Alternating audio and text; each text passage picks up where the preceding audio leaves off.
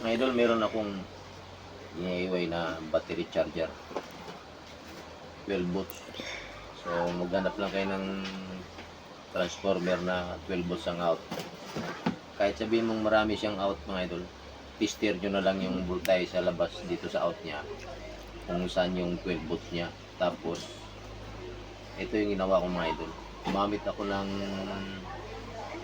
capacitor na 600 UF, so 2 piraso, saka 4 na diode. Hindi ko na maghilap masyado, mga idol, itong ano ng diode. Basta yung pan 12 volts na diode lang, mga idol. Tapos yung diode, mga idol, ay yung capacitor nito. Kung makita nyo, itong may guhit na puti, yan, tulad yan, yan yung minus kung tawagin. Ayan ang may guhit. So dito yung plus, yung red. So, yung red na yan, yung diode mo, ayan, ganyan din kalagayan yan. Ayan o. Kung saan yung guhit, dito yung itatap sa red, kumbaga sa plus na parte. Hindi na tayong gagamit ng positive negative kasi yung iba nalilito dyan. Tayo, yung mga malilit na nagdi-DIY, madaling intindihin yung black saka red. O yan o, yung out nya, yung red na parte dito sa capacitor na rated ang ang voltahe nya. Kasi dito sa kabila, ito yung minus nya, yung may guhit. So dito yung red nya, kabila. Ayan ang diode, yan nakatap. Tapos sundin nyo rin yung guhit ng diode. Tignan nyo may giyang kalagayan yan. Dito dumadaan yung red. Tapos dito yung black. Tapos naglagay din ako ng ayan o, fuse para in case sa kaswit. Para in case may shorted, ito ang unang bibigay. So ngayon, mga idol, ito yung panaksak niya o. Testing natin to. Yan o. Isaksak na natin to. Ito yung positive saka negative niya. Pula at saka black. Yan o. Saksak na natin. Ngayon, may switch to, mga idol. Dito. Yan o. Siswitch natin to.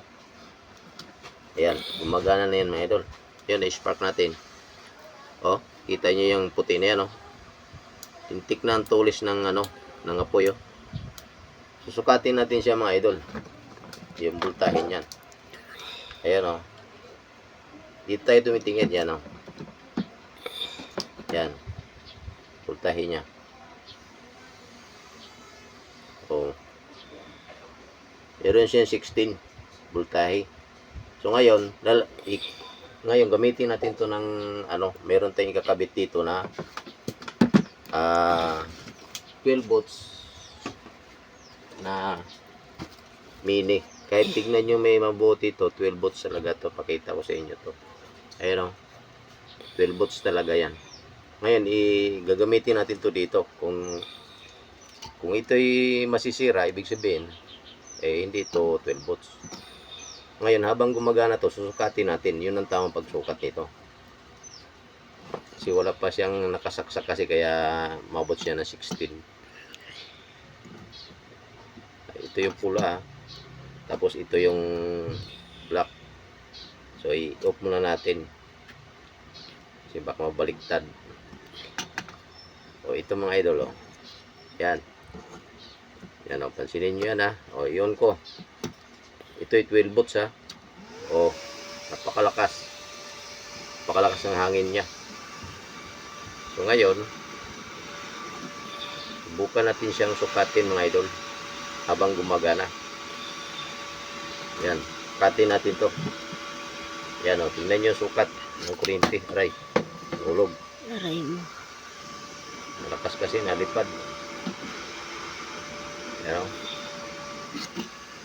Habang gumagana tong pana ito. Malakas, mga idol. O. O 13, 14, o 13, o yan ang saktong sukat, mga idol. 13 volts, di ba? Napaka gandang pagkagawa, mga idol. So prove, mga idol, sundan nyo na lang yan, mga idol. Dahil papakita ko naman sa inyo yung paano pag DIY niyan.